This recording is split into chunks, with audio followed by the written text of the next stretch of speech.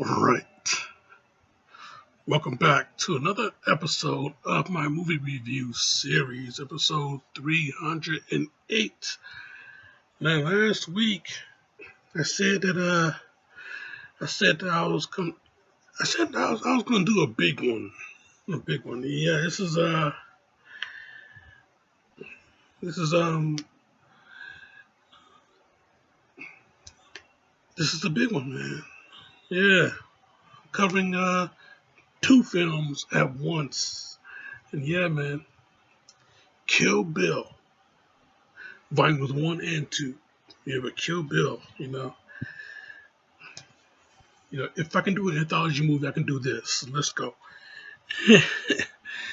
So this movie, man, I tell you, what an epic Quentin Tarantino has put together, man. What an epic he has put together. I mean, you got a great combination of the old grindhouse movies of martial arts films, samurai cinema, blaxploitation, and spaghetti westerns, man, all rolled into one. And yeah, you're gonna put uh you're gonna put a chick in front of it to helm this whole thing. Yeah, this entire movie is all about this one character named um come to be known as the Bride. Of course, she's named Beatrice Kiddo, but we'll get to that a little bit in a little bit. But yeah, only to be known as the Bride. You know, yeah, story goes that she was um, left for dead on her wedding day, which turned out to be a wedding rehearsal. It's a dress rehearsal. But yeah, she and the rest of the would be wedding party. You know, the Reverend, his wife, the organ player, the soon to be husband, and certain guests, all wiped out. She and her unborn baby, the only two that were ever left. And who would be the one to wipe them out? Well, it was her apparently her ex-boyfriend Bill. The leader of the the the Deadly Viper assassination squad. You know that she was formerly a member of, and yeah, apparently she was the number one assassin. The deadliest woman in the world. And yeah, Bill shows up with the Deadly Vipers, and with machine guns, they wipe out the entire wedding party, and yeah, that was it. That was the story. Now, when she woke up 4 years later, she found out that not only she's not dead, but she got a plate in her head, and she's no longer pregnant. You know, wakes up, finds out that the baby is gone, and yeah, that's when shit got real. When we the audience see this see this unfold. See her wake up, and yeah, she finds out that yeah, she's still alive, but yeah, she had a plate in her head. But when she found out that she was no longer pregnant, oh man, that was just not only heartbreaking but heart crushing. She lets out that huge emotional scream. you know, yeah, yeah. She just have a moment to herself to know that she is no longer carrying. The last thing she remembered was Bill shooting her, and yeah, now that is all she can think about. Revenge, vengeance is on her mind, man. Yeah. So yeah, she goes out on the personal quest, and she goes after any and everybody that was associated with Bill, including the Deadly Vipers. Hell, she even jotted down a list. Death List 5. Top of the list, Oren Ishii. And then Vernetta Green. And then Bud, Bill's little brother. And then L Driver. And then, last but not least, the big boss himself, Bill. Yeah, she went down that list too, man. She went down that list. Even though when the movie opened, even though when the movie opened, we saw the bride in shoes, saw Beatrice Kiddo, she was busted up, laying on the ground, heavy breathing, and we hear Bill talking over her, and you find me sadistic. Like a fried egg on your head right now. In this moment, this is me in my most masochistic. And then yeah, she start to say, Bill, it's your baby, but we didn't hear that because he shot her right there. But yeah,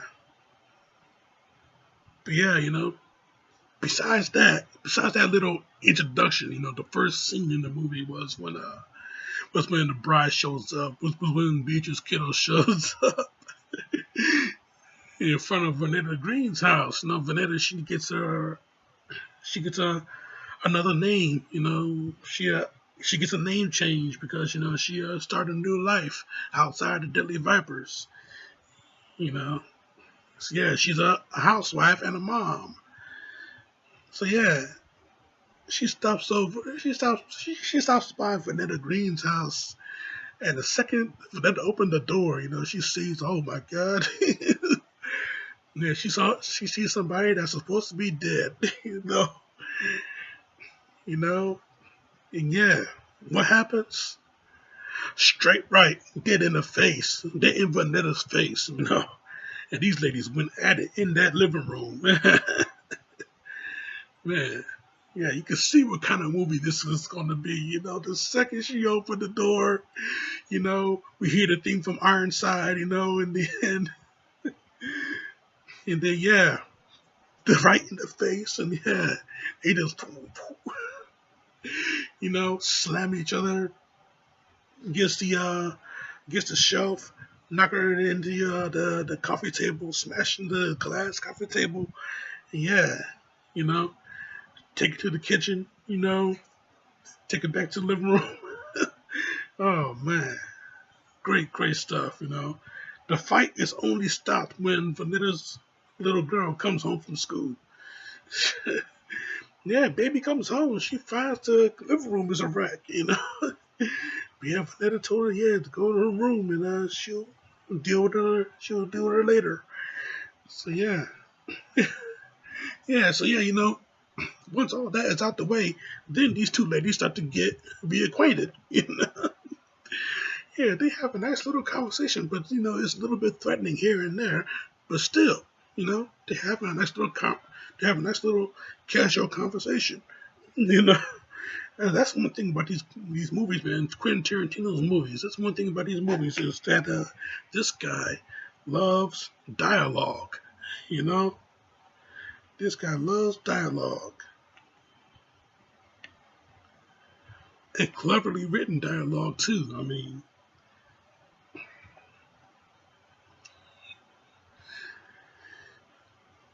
You know, the way they just interact with each other. Great stuff, man. Just great stuff. But yeah, dialogue out the way. Bride gets she gets her next victim. The first in the movie, but the next on the list. Number two on that list. She gets her. You know. Unfortunately, the little girl, Vanilla, the little girl, she hears commotion. She comes back down. She come out of the room, and she sees her mom dead on the floor, and she sees the bride standing over her. And bride, she let her know, it wasn't her intention to kill her mom right in front of her, but she had it coming. But yeah, she let her know. She still feels raw about it. And she want to do something, and she is welcome to come after her. She'll wait for her. So yeah, I tell you, man, all that out the way. Yeah, then we get to see the story really unfold. How she got, what she got, how she got, why she got, when, where, and who were the ones that did it. Yeah, she went and got each and every single one of them. Almost each and every single one of them. When she went to get Bud, that's when the plan really veered off of the road there. Yeah, when she was going to get Bud, hell, Bud, he was waiting for her, and he, with a shotgun, he fired some rock salt into her chest. And man, that put her down, you know. Didn't kill her, obviously, but yeah, just hurt like hell. But yeah, with the with that, not only he shot her with a rock salt, but damn it, he buried her alive. He and a buddy of his put her in this wooden coffin, nailed her shut, dragged her, dropped it into the unmarked grave. Well, I dropped it into a grave labeled Paula Schultz. The lonely grave of Paula Schultz. Dropped it into that, covered it up, and drove away. We heard the whole thing as we saw the bride inside of her new deathbed. You know. So yeah, while she's laying in there, yeah, she got some time to kill, so she remembers back into her training. Um, remembers back into the harsh tutelage of Pai Mei. And that's when we see Bill and Beatrice, you know, having a romantic evening at the campfire, literally camping out, and he playing his flute, this this long wooden flute that what I heard was the same flute that David Carradine played when he did the Kung Fu TV show back in the 60s. The TV show that should have been Bruce Lee's starring role, but Hollywood at the time, Asian actors are not leading men. So yeah, they didn't put Bruce Lee on TV, but they got David Carradine to do it. And yeah, it made a star out of him. But yeah, that's another story for another conversation at another time. But yeah, him playing that flute, that's the same flute he played in Kung Fu. So, Quentin Tarantino, he loves paying homage to everything. And yeah, he paid homage to to the especially to the '60s. That's his era and growing up. So yeah, he paid homage to everything. He paid homage to kung fu with that flute. But yeah, he plays the flute and he tells her the story of Pai Mei, this legendary, this legendary fighter, this legendary, this legend period. And let me tell you, yeah, the character of Pai Mei is most definitely a legend, man. Yeah, the actor Gordon Liu. Yeah, he spent most of his career fighting this character.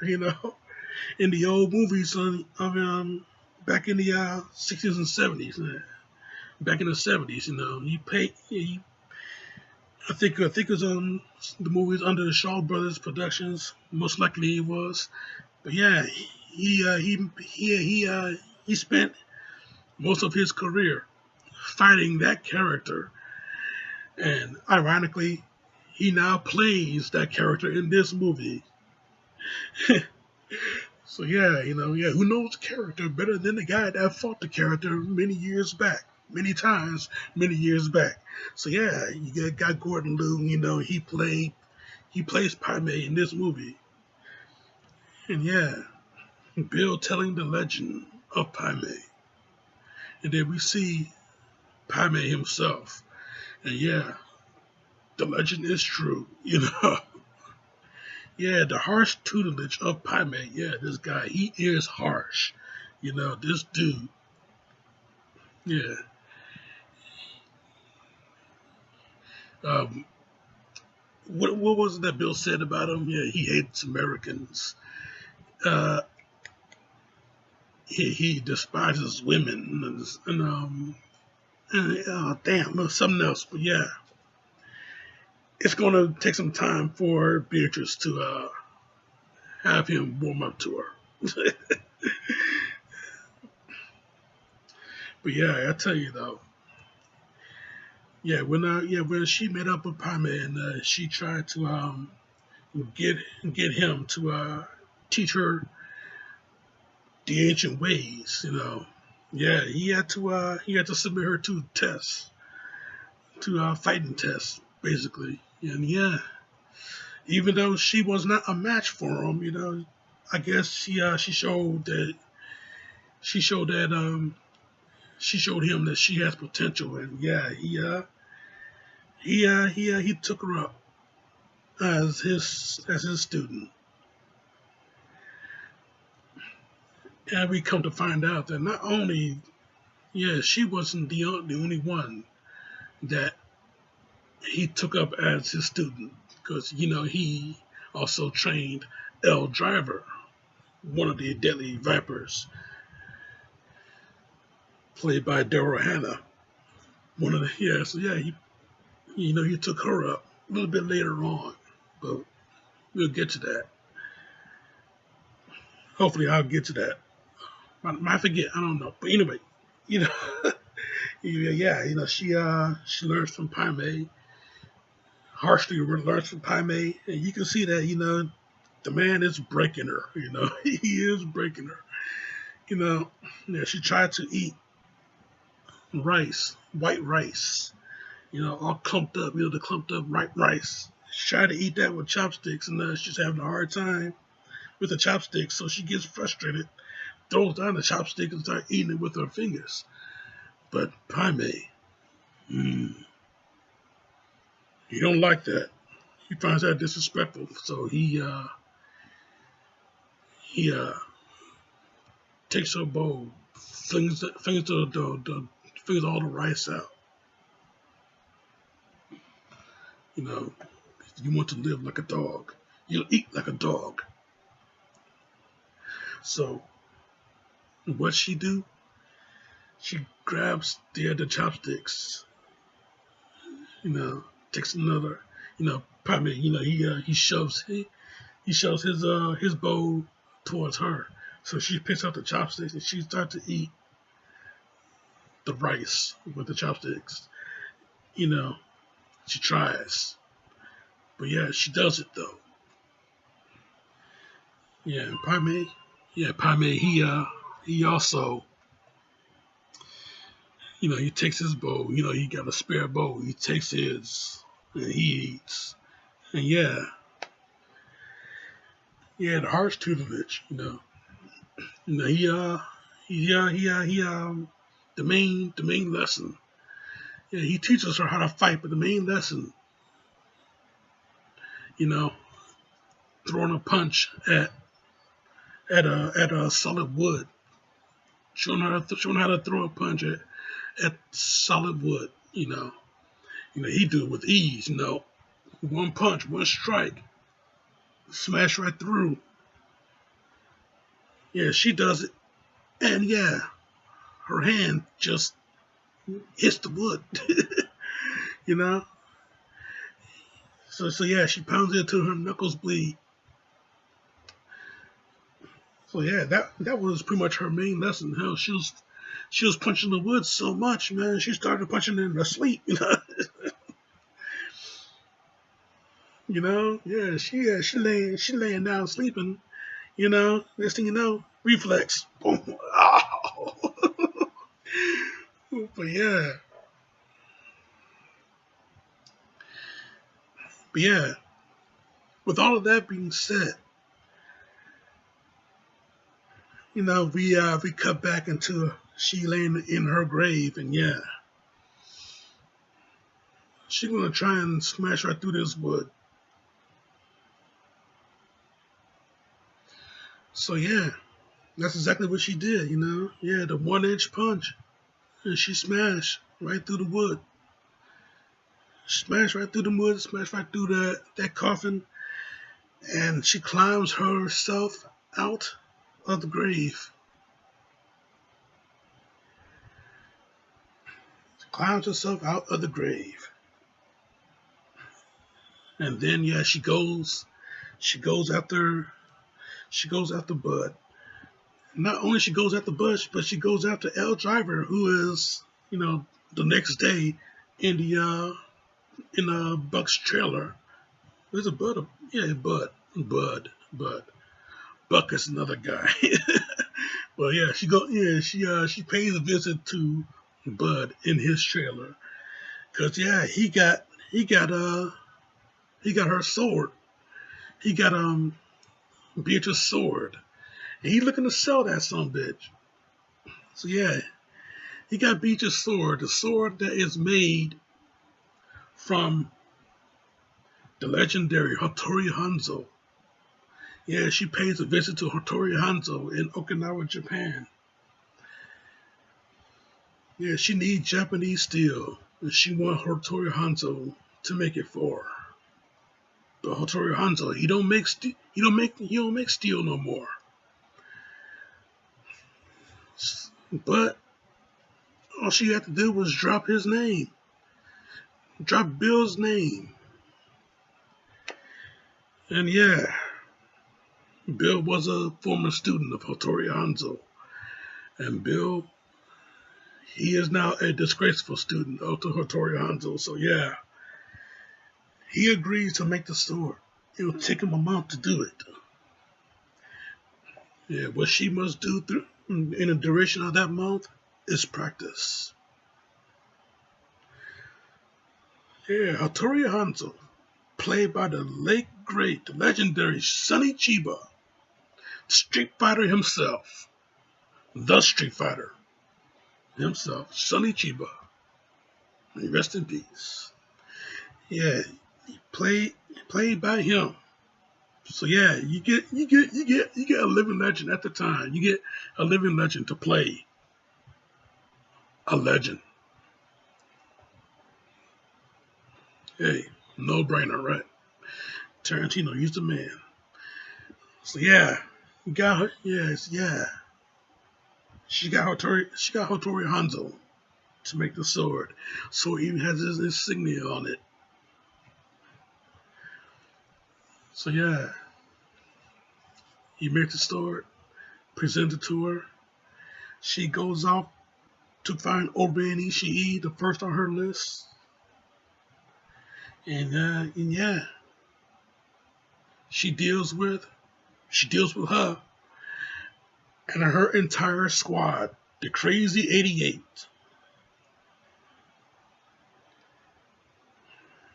Yeah, that was not an easy task, boy. I tell you, that was not an easy task at all. But I'll try and get back to that. But yeah, when I said that she and yeah, she was trying to get to Bud, Bud was a much tougher task because he was waiting on her, you know. But when she got to him, she was already too late because L,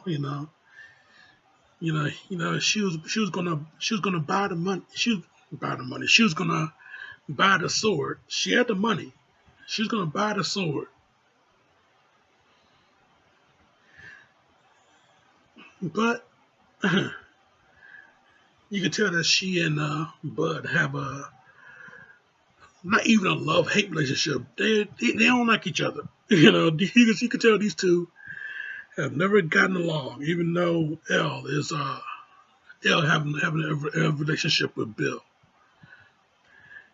She and Bud never got along, so she hid a black mamba snake in in the money that was inside this small zippable briefcase, this small red bag. You know, yeah, she hid the black mamba snake right in there. Yeah, when Bud, when he got open the bag, he took out the money. He sees the snake, and the snake jumps up, bites him at least 3 times. And yeah, in a way, the bride did get him because she was known. Her code name when she was with the Deadly Vipers. Her code name was Black Mamba. So yeah, in a way, Black Mamba did get, but in a way, you know, even though the bride didn't get him, Black Mamba did.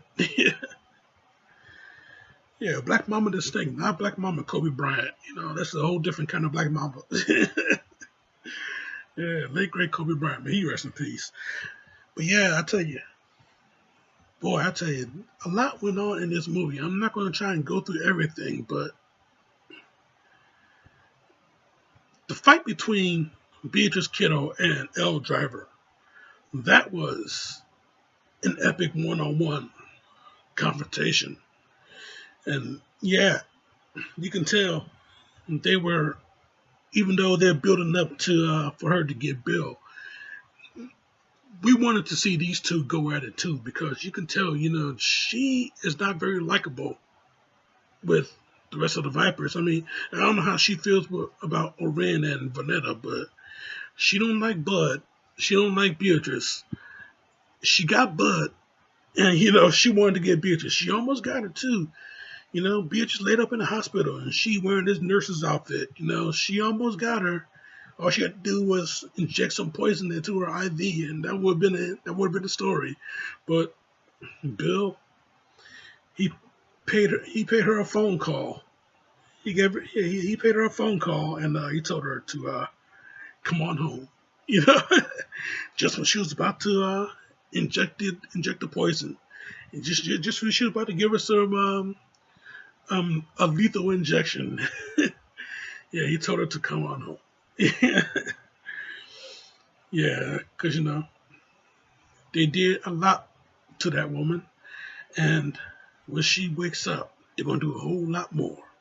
So Bill was anticipating this. He knew that she was gonna wake up someday. So yeah,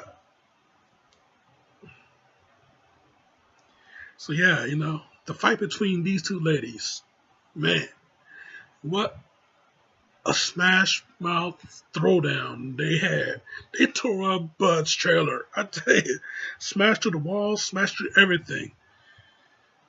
Yeah, yeah, yeah. She went back just so she can get her sword, get Bud and get her sword. Yeah, but he was already taken care of. So yeah, she went and got the. She was trying to get her sword back, but L. Yeah, she was trying to get her with a sword. Yeah, they were struggling to get the sword, but they was kicking each other's asses at the same time. Yeah, it was a hell of a fight. What a hell of a fight, man. But yeah, you know, at the end, it was poor Elle that lost her other eye. She lost her first eye when she was training with Pyme. She called him a miserable old fool, and she plucked her eye out for that. So yeah, later on, she poisoned his fish egg. Yeah, that's right. She killed Beatrice's master. Now she's gonna kill her too, with her own sword, no less. In the immediate future, it will be Elle's sword. Yeah, Beatrice let her know, bitch, you ain't got a future. So yeah, you know, with the sword that she found, that was Bud's sword, made by Hattori Hanzo as a present from Bill to Bud. Yeah, Bud's Hanzo sword versus Beatrice's Hanzo sword, and yeah, they clash, and you can tell that Elle is a little bit stronger than Beatrice, but hey, Beatrice, she's a little bit clever. Plucks out Elle's eye, and she rides around in pain, screaming. And don't forget, there's a black mamba snake lurking around someplace. So yeah, she's writhing around, screaming, no eyes. And yeah, you know, yeah, and it's Beatrice. She got her eye, drops it, squishes on it, and yeah, she leaves with her own sword. And yeah, what happened to Elle? We don't know. Like I said, there's a black mamba snake is around there somewhere, and he is coiled to strike. So yeah, while she's writhing around in pain all over the trailer, she might have gotten it with the snake, But then again, who knows? That's up for the discussion. But yeah, I tell you, this movie, this is one hell of a revenge story, one hell of an epic revenge story. And yeah, a huge blood fest. Also, I mean, two parts of this movie. They had to cut it in two parts because Miramax wanted more money. They can squeeze more money out of this, which they did. But yeah, they cut it in two parts, and Volume One and Volume Two. Volume One seemed to be everybody's favorite. This thumbnail is based off of Volume One, even though I'm covering both movies. The thumbnail is based off of Volume One. So yeah, it seems to be everybody's favorite. So yeah, you know. Volume One is a straight up martial arts film. A little bit of spaghetti western here and there, but it's a straight up martial arts film. And yeah, yeah, in the House of Blue Leaves, we saw all the martial arts that we can get, boy. Yeah, martial arts. It's a martial arts film, samurai cinema mixed into one. And yeah, we got our fill. The action took us from color to black and white, a little bit back to color, and then we got that real cool silhouette going. Yeah, the restaurant proprietor had to cut the lights out, and we got that real cool the blue background silhouette, and she getting the remaining of the Crazy 88, along with remaining of the Crazy 88, with the exception of one member who was too scared to fight. This dude, he is so scared, he is shaking through his sword. Yeah, lights come back on. Yeah, she about to get him. But she see that he's just a kid, you know, cuts his sword into three pieces. Man, please, grabs him, gives him a whooping. Yeah, this is what get for fucking around with the Yakuzas. Go home to your mother. Oh boy, I tell you, this is yeah. Movie got some comedy too. Oh boy, that was real good stuff though. The whole movie is real good stuff. Damn good shit. Yeah, this movie, yeah, it is damn good shit. Yeah, it's just all over. I am all over this review with it. Oh yeah, I'm covering both volume 1 and 2. I'm just going back and forth on it, but yeah, bloody revenge, man. Great fight between her and Orin Ishii. Nice little samurai battle those two had.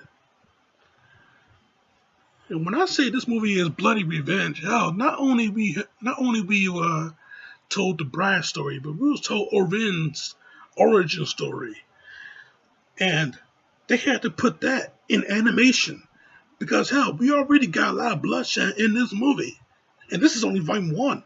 We already got a lot of bloodshed in this movie. They put the portion of Orin's um, origin story in animation, Japanese animation, certain certain style of Japanese animation. I tell you, man, he pays homage. Tarantino pays homage to anime also. But yeah, they had to put that in animation just so they can keep the R rating. This is a great way for them to get away with more violence that they poured out into this movie. More violence and more bloodshed that they poured out in this movie. And yeah, man, I tell you, oh boy, even Oren's origin story was brutal as hell. So yeah, we got Oren's origin story. We got how she came up into the assassination game, and she now one of the members of the Deadly Vipers. And then we see her ending, the ending to her story. When a bride gave her a nice vicious scalp, cut off the top of her head, and a little bit of her brain is showing. Yeah, that truly is a Hattori Hanzo katana, Hattori Hanzo sword. But yeah, I tell you, great shit, man, all the way through. This movie is 100% damn good shit, all the way through.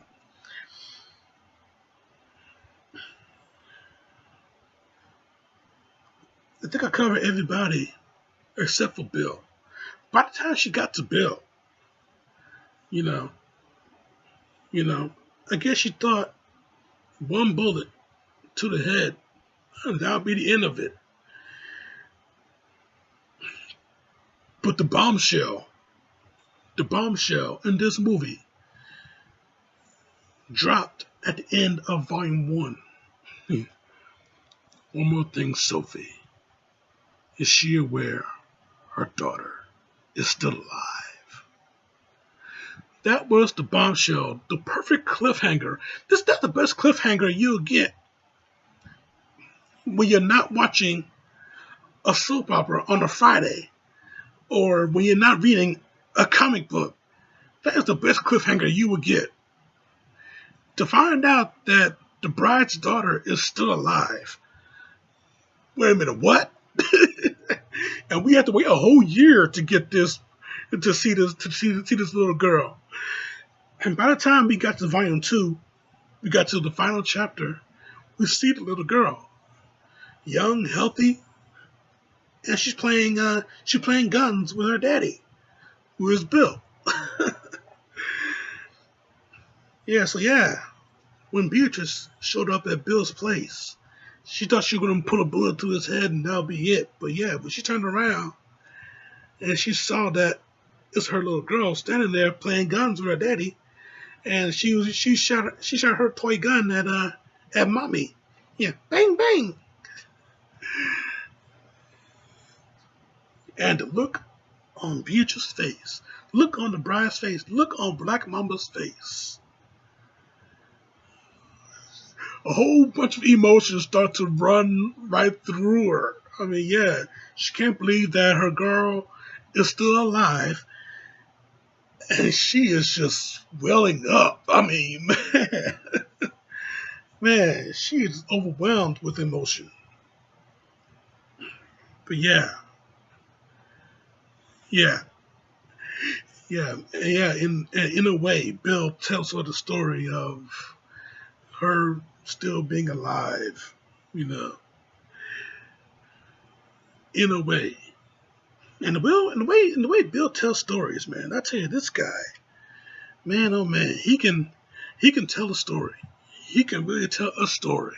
You know, you feel comfortable when you're around him, apparently, because you know every time I watch him on camera. I watch him on screen. Every time I watch him, you know, I just feel engaged. You know, I literally am engaged and listen to him speak because you know he speaks with such intelligence, such charm. You know, so yeah, you are engaged into the conversation with him, and yeah, when he's making bologna sandwiches for his girls, when he's making bologna sandwiches with the crust cut off, and he's talking about how their little girl has learned about life and death by she pretty much killed her own goldfish. Yeah, you can tell that she got that killer instinct inside of her, the killer instinct that her daddy and her mommy has. You can tell that she has it inside of her. I mean, taking the goldfish out of the fishbowl, putting it on the ground, seeing it flap, trying to get air, and she steps on it. But she don't know what she was doing. But in a way, instinctively, she knew what she was doing. But, you know, again, she was only 4 years old, 5 years old in volume two, which is very interesting.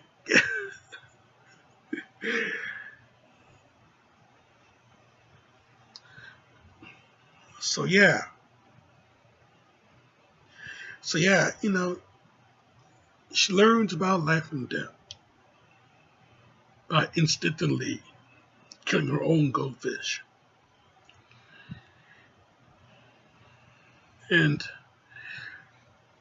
you know, seeing Bill, you know, just tell this story, you know, yeah, you know, you just feeling comfortable. I mean, I feel like making a bologna sandwich myself. Yeah, I don't even eat bologna anymore, but I feel like making one myself. You know, just sitting there and listening to them talk.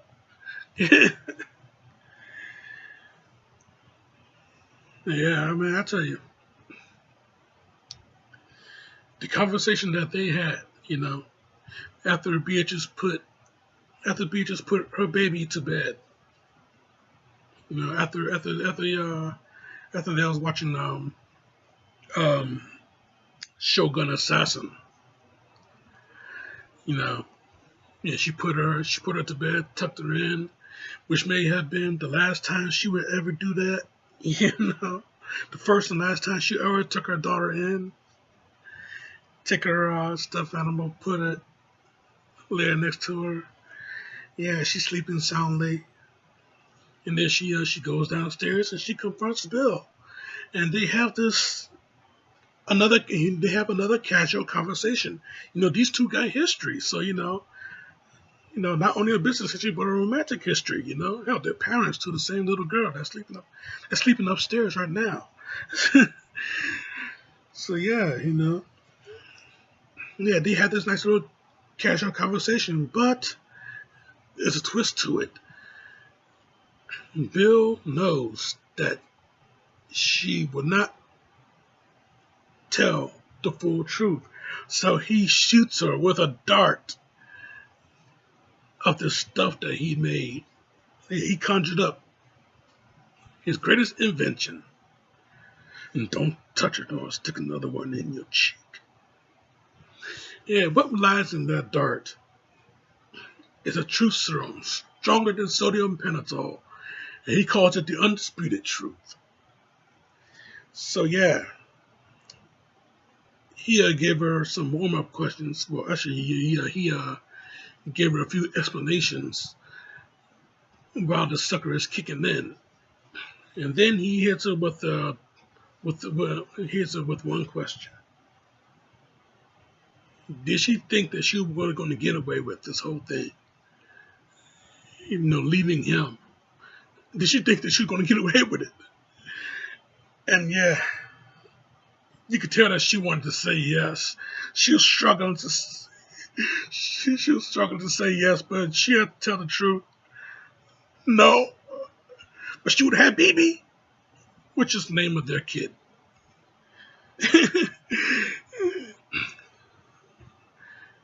Yeah, so he gave her the $64,000 question. Why did she run away with their baby? And yeah, she gave him the right answer. A long, dramatic right answer. You know? Yeah, she couldn't go on as an assassin. When she found out that she was pregnant, she made the decision right then and there that she had to go on as a regular person. So yeah, she had to get away. She had to disappear. But yeah, in the process of her disappearing, he mourned her for 3 months, and then he tried to track her down. But he wasn't trying to track her down. She was trying to track down the fucking jerks that he thought killed her. But he finds her in Texas, out of all places. He finds her in Texas, getting ready to marry this fucking jerk, and she's pregnant. So he overreacted. He overreacted. That's your explanation. He didn't say he was going to explain himself. He said he was going to tell the truth. So yeah, she thought that what he did would never ever happen to her. But unfortunately, she thought wrong. So yeah, she and him has unfinished business. And baby, you ain't kidding. So yeah, they get into a nice little sword fight, sitting down. And you can tell Bill is a much more better fighter. But she had an ace up her sleeve. When he was about to run her through, she turned, sheathed the sword, and hit him with a 5-point palm exploding heart technique. She got his ass.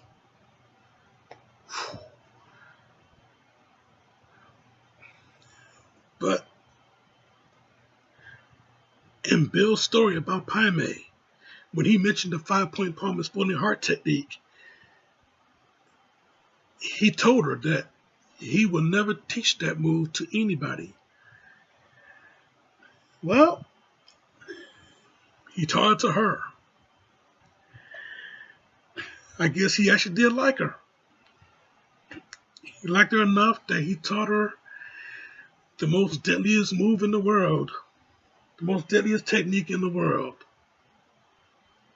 the most forbidden technique in the world. She taught it to her, and she laid it in on Bill.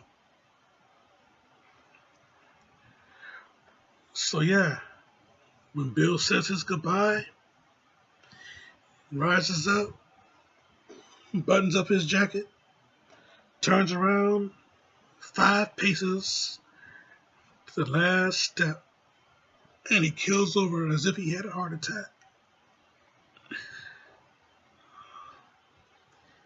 And that was when she realized it was over. So she got her baby and she left. She went home.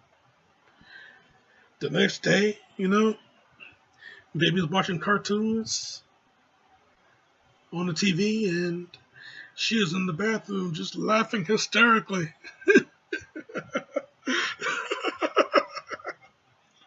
Yeah, because she did it. She did it. She is celebrating her victory. Yes, celebrating her victory. Gatorade poured down on the coach. She got the Lombardi trophy. She is celebrating her victory. And yeah, how sweet it is.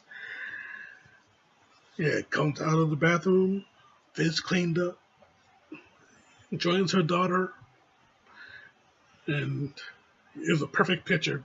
Mommy and daughter. Perfect picture. And yeah, I tell you,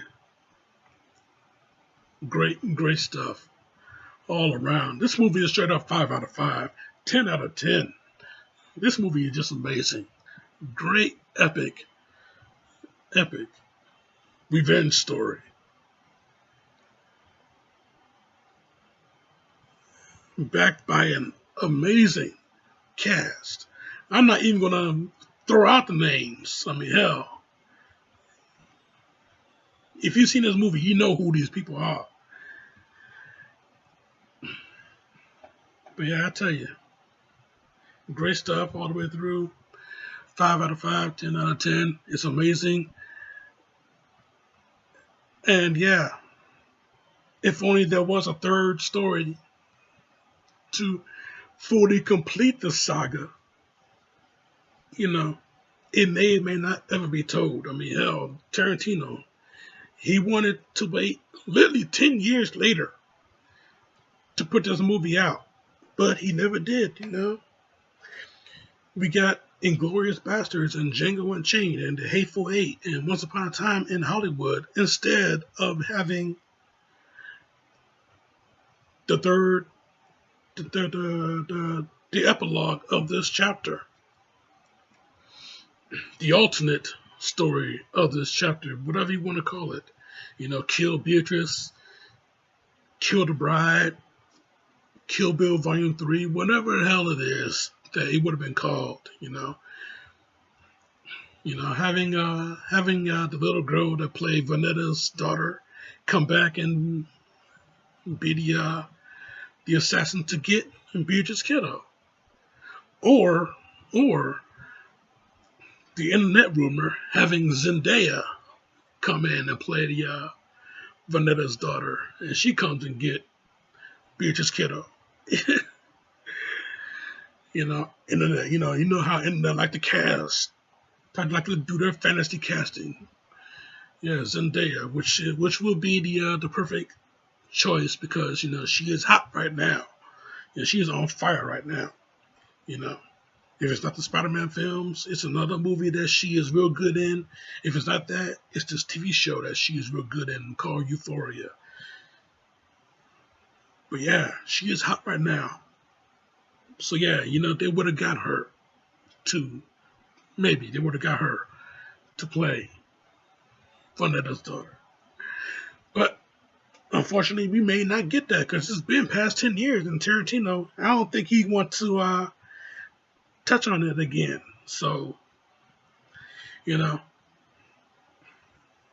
what we, the fans, could do, is just sit back and wonder what could have been. But yeah, 5 out of 5, 10 out of 10. This is amazing. This is epic.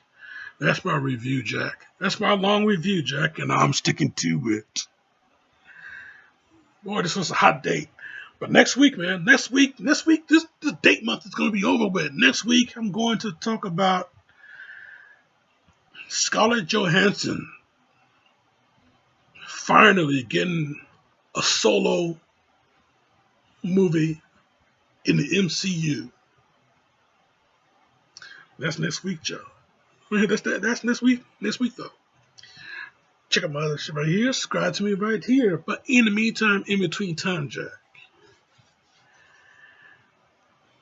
Women's History Month is really, really on fire for me. And this show is